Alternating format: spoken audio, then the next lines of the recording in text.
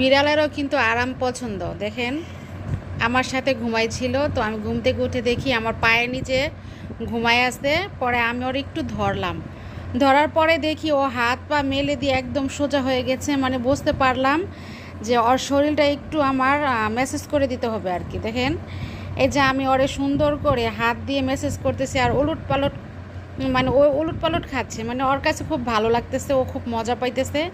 দেখেন ও এক প্রকার আরাম পাচ্ছে। হ্যাঁ, বিড়ালের কিন্তু এই জিনিসটা খুবই কমন জিনিস। ওদের শরীর কিছুটা চুলকায়, আর বেশি রৌদ্রের সময় ওরা কি করে গরম বালির ভিতরে উলট পালট খায়। আর ওদের চামড়ার নিচে কিন্তু হালকা একটু চুলকানির ভাব থাকে। তো অনেক সময় আমি দেখি কি যে বালুর ভিতরে যখন উলট পালট খায় তখন বোঝাই যে ওদের শরীরে চুলকাচ্ছে।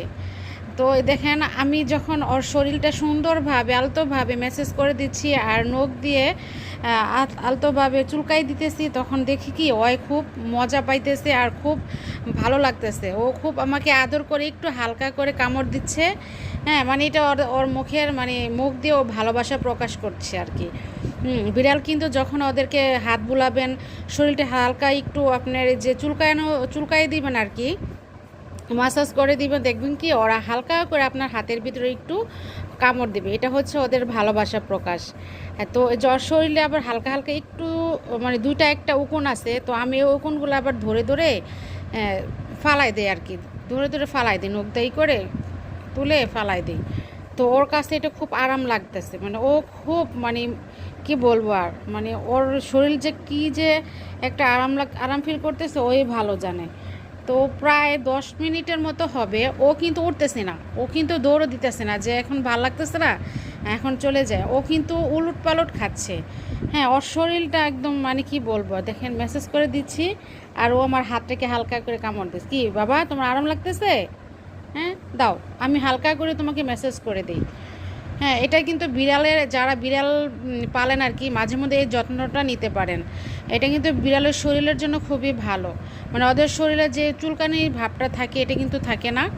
আর বেশিরভাগ সময় দেখা যায় যে মাটিতে গড়াগড়ি খায়, বালিতে গড়াগড়ি খায়। এতে দেখা যায় শরীরটাও নোংরা হয়ে গেল। আপনার বিছানা বা আপনার সোফা ফ্লোরে যেখানে ওরা উঠুক, দেখা যায় বালুগুলো আপনার ওইখানেই পড়ে থাকে। তো আপনি মাঝে মধ্যে প্রতিদিন না পারেন মাঝে মধ্যে আর কি, সপ্তাহে 2 দিন বা 3 দিন ওদের শরীরটাকে এরকম করে মাসাজ করে দিবেন। কারণ পালা বিড়ালের শরীর যদি আপনি একটু ভালোভাবে যত্ন নেন, দেখা যায় ওরা বালিতে যাবে না। তো আমি যদি এইভাবে ওর শরীরটা পুরো শরীরটা আলতোভাবে মাসাজ করে দেই আর হচ্ছে চুলকায় দেই, তো মোটামুটি ওর শরীরটা কিন্তু চুলকানিটা মজে যাবে। আর তখন দেখা যায় কি ও আর মাটিতে গড়াগড়ি খাবে না।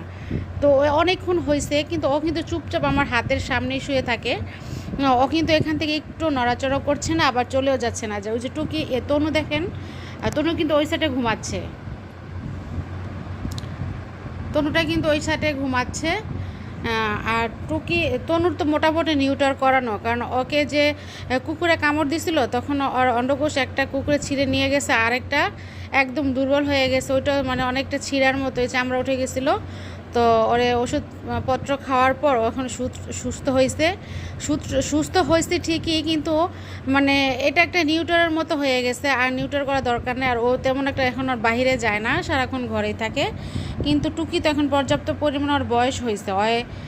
ওর হচ্ছে আপনার 7 মাস হয়ে গেছে। আর মূলত হচ্ছে নিয়ম অনুযায়ী বিড়াল ছেলে হোক বা মেয়ে হোক, ওরা 5 মাসে ওদের শরীর হিটে আসে। মেয়ে বিড়ালগুলো দেখা যায় প্রেগনেন্ট হয়, আর ছেলে বিড়ালগুলো কিন্তু হিটে আসলে দেখা যায় বিভিন্ন জায়গায় ওরা মেয়ে বিড়াল মানে ওদের সঙ্গী খুঁজে বেড়ায়।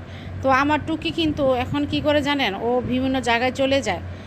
আমার বাসায় যে কাজের মেয়েটা আছে ও কাজ করে, তো ওদের বাসাটা আমাদের বাসা থেকে মোটামুটি অনেক দূরেই। ওইখানে কি করে ও চলে যায়, ওই বাসায় চলে যাওয়ার পর আমার কাজের মেয়েটা আর কি কোলে করে আবার এই বাসায় আমার বাসায় দিয়ে গেছে। বলতেছে যে ভাবি ও আমার বাসায় কি করেছি না, ওদি আমাদের বাসায় চলে গেছে। হ্যাঁ, তো কোলো করে নিয়ে আসছে আর কি। তো আমি তো ভাবছিলাম যে ও তো ওইভাবে ওই বাসায় যাওয়া সম্ভব না, সম্ভবত রাস্তা দিয়ে ও মানে মেয়ে বিড়াল খুঁজতে খুঁজতে, কারণ যেহেতু ওর শরীর এখন পর্যাপ্ত হিটে আসছে, ওর বয়সও হয়েছে 7 মাস, তো ও আবার চলে গেছে হয়তো মেয়ে বিড়াল খুঁজতে খুঁজতে। তো আমি তখন আবার আন্দাজ করতে পারলাম যে আমার টুকিকে এখন খেয়াল রাখতে হবে, না হলে যে কোনো সময় হারায় যেতে পারে। তো আমি আবার মাঝে মধ্যে যখন ওর কণ্ঠস্বর অনেক মোটা হয়ে যায় কান্নাকাটি করে, তখন ওর শরীরটা আমি আলতোভাবে এরকম মাসাজ করে দিয়ে দেখা যায় ওর শরীরটা ঠান্ডা হইলো, চুলকানিটাও মুছলো, শরীরে যে একটা মানে কি বলবো একটা আনইজি ফিল থাকে, একটু ম্যাচ ম্যাচ করে, ওইটাও দূর হইলো। দেখেন আমি প্রায় অনেকক্ষণ হবে, আমি 10 মিনিট যাবৎ আমি ওর শরীরটা মাসাজ করতেছি, কিন্তু ভিডিও শ্যুট করছি প্রায় 5 মিনিট পর আর কি। আপনাদের মানে অনেকে আছে যে বিড়ালে পালেন কিন্তু ওদের সম্পর্কে অনেক কিছু জানেন না। ছেলে বিড়াল সম্ভবত হিটে আসলে এই মাসাজগুলো যদি করে থাকেন তাহলে ওদের শরীরটা ঠান্ডা থাকে, আর ওরা ডাকাডাকিও কম করে। এই যে এখন শেষ, আরাম নেওয়া শেষ, ডাকাডাকিও কম করে, আর দেখা যায় ঘরেও থাকার বেশিরভাগ সময় ঘরে থাকার চেষ্টা করে। তো আপনি আপনার বিড়ালকে এই সময় যদি একটু বাড়তি যত্ন নেন বা খেয়াল রাখেন, তাহলে দেখা যায় ওর বাহিরে যাবে না, বাহিরে যাওয়ার সম্ভাবনা খুব কম।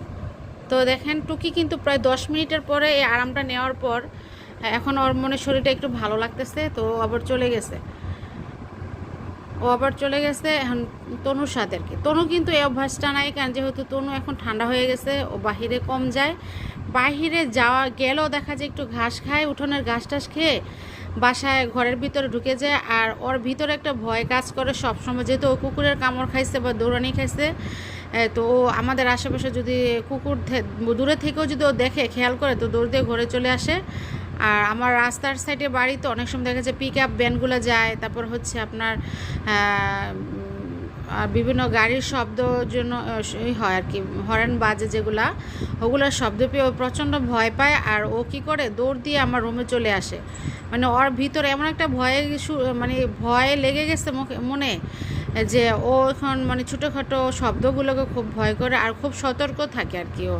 কিন্তু টুকি তো ওরকম দৌড়ানি খায় নাই, কুকুরের দৌড়ানিও খায় নাই। ও কি করে, ও অনেক সাহস, ও রাস্তা এই পাশ ওই পাশ মানে রিক্সা ভ্যানগাড়ি সবই চলে, যেখানে ওইখানে রাস্তা পারাপার হয়। তো আমার শ্বশুর মাঝে মধ্যে দেখে বলে যে তোমার বিড়ালটা ওই সাইডে যায়, ওই সাইডে যায়, ওই দিক দিয়ে আসলো, ওই দিক দিয়ে আসলো, দেখলাম।